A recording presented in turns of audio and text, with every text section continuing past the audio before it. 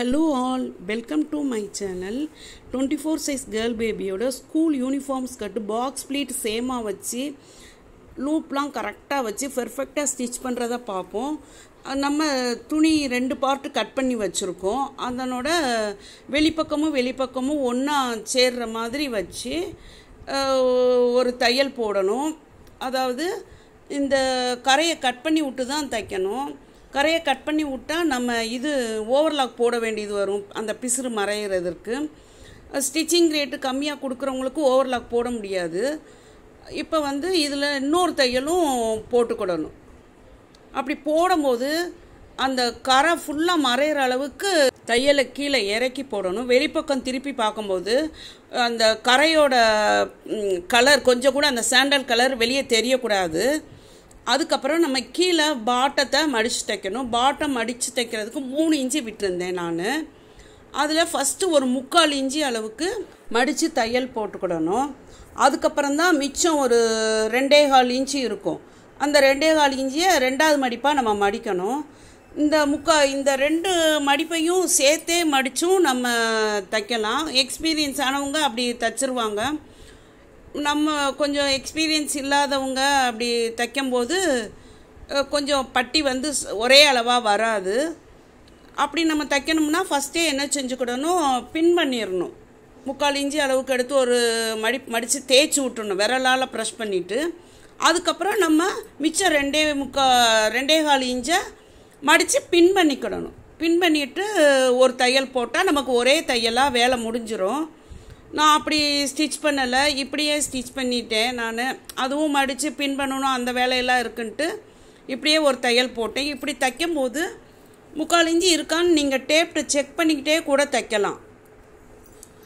கொஞ்சம் எக்ஸ்பீரியன்ஸ் ஆனவங்களுக்கு இந்த 3/4 இன்ச்செலாம் கண் மதிப்பாகவே தெரியும், பார்த்தாவே ஒன்று போல் மடித்து தைச்சிக்கிட்டே வருவாங்க.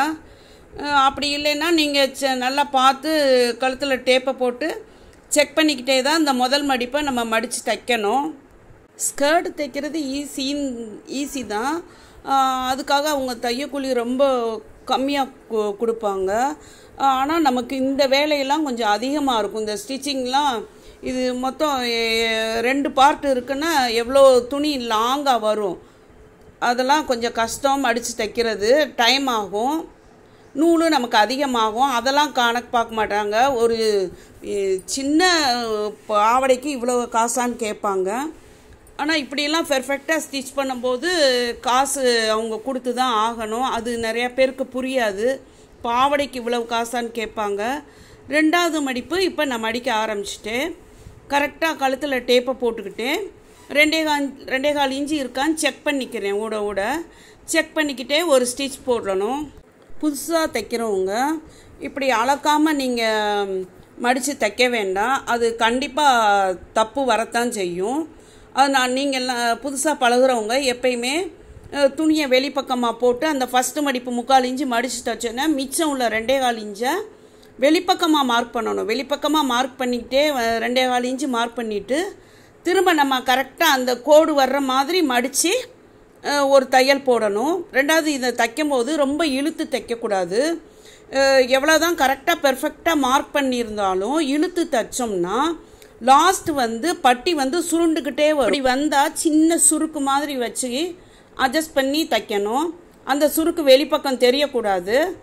இப்போ வெளியே திருப்பி நம்ம தைச்ச மடிப்பு சரியாக இருக்கான்னு பார்த்து உயரம் கரெக்டாக இருக்கணும். 2 சைடும் செக் பண்ணிவிட்டு ஒரு 4.5 இல்லை 5 இன்ச்சு அளவுக்கு ஓப்பனுக்கு மார்க் பண்ணி வச்சுட்டு பட்டியை வெளிப்பக்கமாக திருப்பி ஒரு 1/4 இன்ச்சு டிஸ்டன்ஸில் இன்னொரு தையல் போட்டுக்கிடணும். இதோட கண்டினியூ வீடியோவை அடுத்த பார்ட்டில் பார்ப்போம். Thanks for all. Please subscribe my channel.